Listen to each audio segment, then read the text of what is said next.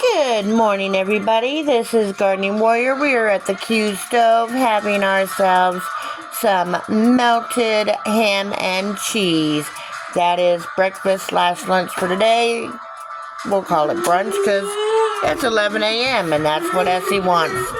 And Essie's not feeling too great, so we'll give her that cheese. All right. And I'll be back a little later with dinner. January 6th, Monday. Bye. Good day, everybody. This is Gardening Warrior. We are at the Q kitchen table where we are making ourselves some French toast for the freezer. And the main reason for this is I have this sweet and creamy creamer, which I don't like. It's too sweet. So, I have broken 10 eggs and I have put a cup and a half of the creamer. Nothing else because it's sweet and creamy, unless you want, like cinnamon or something to offset that. But I just don't know that would taste good, so we're not doing that. So we're just going to make this simple custard.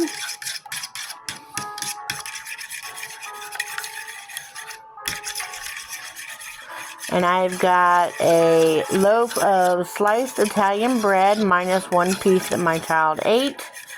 And she said it was getting to be stale, so she wouldn't eat any more. She said she didn't want sandwiches with it because it was just stale. So stale bread and French toast are the perfect mix. Stop slopping that around there. That's kind of gross. Alright, so I'm going to put those pieces of the sliced Italian bread in here. And I'm just going to, cut them in half with my hands. And put the pieces in there like that. And I will be right back when I am done doing that. Because it's kind of hard and tedious to do it this way. Alright, I'll be right back. So I accidentally touched my phone in the wrong place and it turned the recording off. So that's what it looks like. And now we're going to take a fork and submerge all this bread into the custard and let it sit there for a good 30-45 minutes, and then I'll be back in to show you what it looks like. Alright, so we are back. It looks like just a few seconds for you, but it's been 45 minutes for me. And here we go. Look how nice that is. Now this is going to be a French toast casserole. So that's why I wanted to break up the bread like that and make sure it got all nice in there.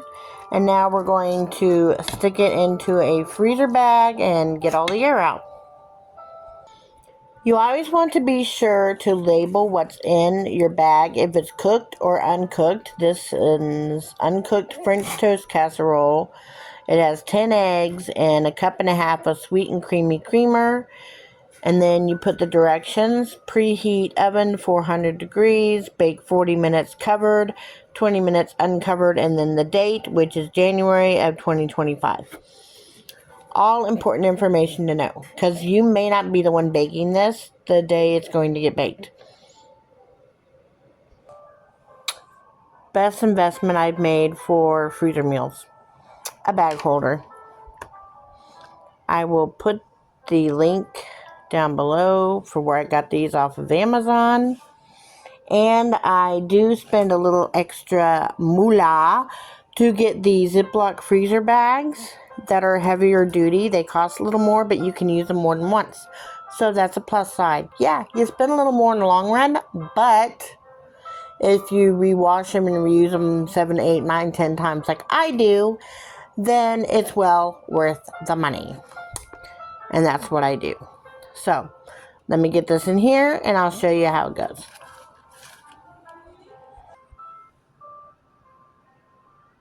I don't know if you can see that. It's called Fold and Fill by Ziploc.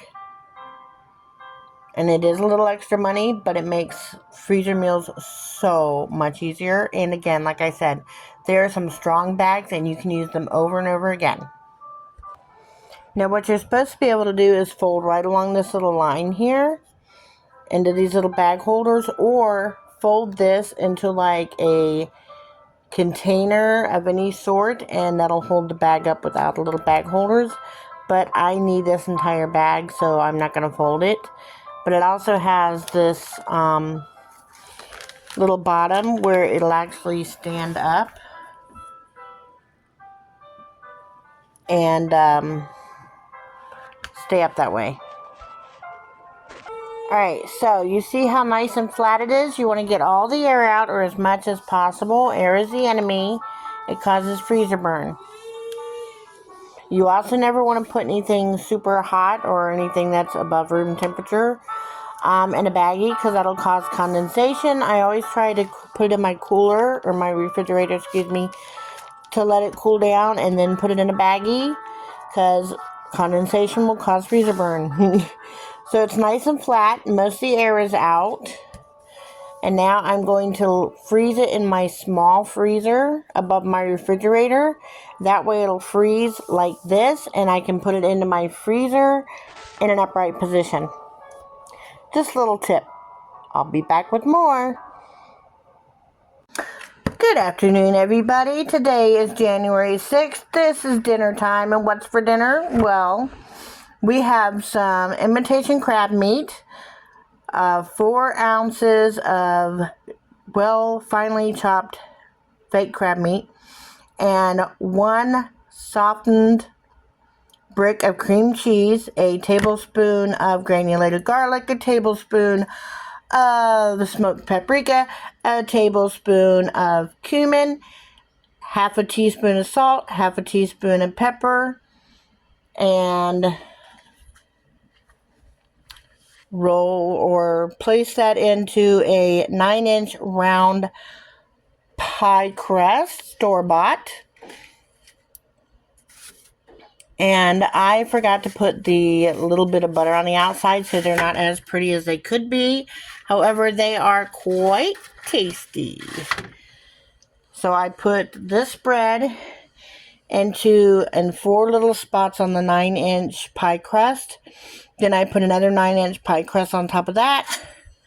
Cut that with my handy dandy pizza slicer. Put it in a 450-degree oven for 20 minutes. And that is what happened. Now, like I said, they'd be a lot prettier if I had put some butter or egg wash on them.